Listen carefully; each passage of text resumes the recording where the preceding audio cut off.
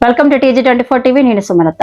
ఖమ్మం జిల్లా లకారం tank bund వద్ద అమరవీరుడు comrade ఠాను Naik 77వ వర్ధంతి వేడుకలు ఘనంగా నిర్వహించబడ్డాయి. ఈ కార్యక్రమానికి తెలంగాణ జాగృతి గిరిజన సమైక్య నాయకులు, బంజారా సమాజ ప్రతినిధులు, పలు సంఘాల నాయకులు హాజరయ్యారు. ఈ సందర్భంగా తెలంగాణ జాగృతి రాష్ట్ర కార్యదర్శి బానోత్ కిషన్ నాయక్ మాట్లాడుతూ, భూమి కోసం, ముక్తి కోసం, వెట్టి చాకిరి నిర్మూలన కోసం జీవితాంత పోరాటం చేసిన యోధుడు కామ్రేడ్ ఠాను నాయక్ అని పేర్కొన్నారు. బంజారా సమాజం నుండి తొలి కమ్యూనిస్టు పార్టీ సభ్యత్వం పొందిన నాయకుడిగా ఆయన చరిత్రలో నిలిచారని అన్నారు. తెలంగాణ సాయుధ రైతాంగ పోరాటంలో ఠాను నాయక్ కీలక పాత్ర పోషించారని వివరించారు. ఆ సమయంలో కాసిం రిజీ సైన్యం గిరిజన తండాలు, గ్రామాలపై దాడులు చేసి ప్రజలను చిత్రహింసలకు గురి చేస్తూ, మహిళలపై దాడులు చేస్తూ భూములను ఆక్రమిస్తున్న నేపథ్యంలో ఠాను నాయక్ ధైర్యంగా ఎదిరించి ప్రజలకు రక్షణగా నిలిచారని తెలిపారు. ప్రజలపై జరుగుతున్న అన్యాయాలను తట్టుకోలేక ఆయన పోరాటం మరింత ఉధృతం చేశారని చెప్పారు. అయితే ద్రోహుల సమాచారం ఆధారంగా దేశముఖ్ కడారి నరసింగరావు చేతిలో ఠాను నాయక్ పట్టుబడి అమానుషంగా హత్యకు గురయ్యారని వివరించారు. ఆయన త్యాగం గిరిజన సమాజ చరిత్రలో చిరస్మరణీయమైందని అన్నారు.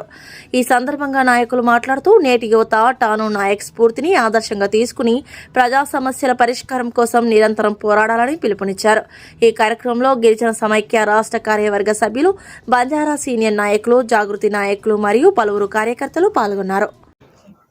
ఈరోజు తెలంగాణ రైతాంగ సాయుధ పోరాట యోధుడు, గిరిజన బిడ్డ, భూమి కోసం, భుక్తి కోసం, వెట్టి చాకిరి నుంచి విముక్తి కోసం జరిగినటువంటి తెలంగాణ రైతాంగ సాయుధ పోరాటంలో అసూలు బాసినటువంటి కామ్రేడ్ ఠాను నాయక్ గారి కుటుంబం నేపథ్యం, బంజారా వర్గాల్లోనే మొట్టమొదట కమ్యూనిస్టు పార్టీ సభ్యత్వం తీసుకున్నటువంటి కుటుంబం, దొరలకు, దేశముఖులకు వ్యతిరేకంగా భూ విముక్తి చేయించడం కోసం సాగిన పోరాటంలో ముందున్నారు. 11 మంది సంతానంలో మొత్తంగా కుటుంబం అంతా కూడా తండాను అంటిపెట్టుకొని కమ్యూనిస్టు పార్టీ నాయకత్వంలో నిలబడి అజ్ఞాత జీవితం గడిపినటువంటి వాళ్ళు. దేశముఖులకు, దొరలకు వ్యతిరేకంగా సాగిన ఈ పోరాటంలో ఆనాటి రజాకారులు ఠాను నాయక్ అనేవాడిని అంతం చేస్తే తప్ప ఆ తండల్లోకి మనం అడుగు పెట్టలేము అనేటటువంటి కుట్ర పూన్నారు. జనగాం తాలూకా మొండ్రాయికి సంబంధించినటువంటి ధర్మాపురం తాండా వాసైనటువంటి ఠాను నాయక్ని తుదిమించడం కోసం వాళ్ళు వేసినటువంటి ఎత్తుగడల్లో తండా ప్రజలందరినీ ఒక దగ్గరికి చేర్చి వాళ్ళ మీద వరిగడ్డి వేసి తగలబెట్టి చంపాలనేటటువంటి ఆలోచనతోని చేస్తూ ఉంటే, తండా ప్రజల్ని రక్షించుకోవడం కోసం ఒక ప్రాణం పోయినా నా తండాను కాపాడుకోవాలి అని చెప్పని కాసిం రజ్వీకి వ్యతిరేకంగా పోరాడుతూ బయటకు వచ్చినటువంటి సందర్భం.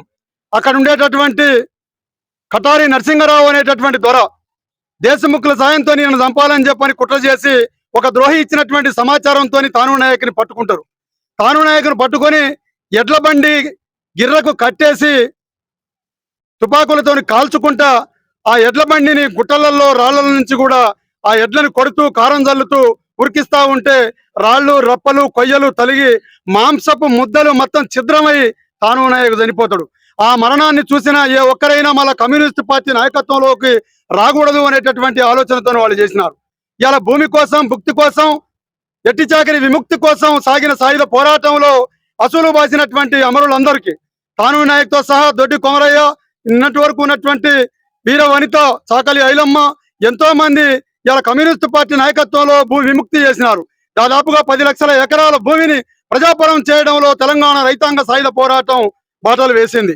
అటువంటి మహనీయుని స్మరించుకుంటూ ఇలా ఖమ్మం జిల్లా, ఖమ్మం నగరం నడిబొడ్డున లకారం ట్యాంకు బండి మీద గత పాలక వర్గంలోనే ఠాను నాయక్ గారి విగ్రహాన్ని ఆవిష్కరించుకోవడం జరిగింది.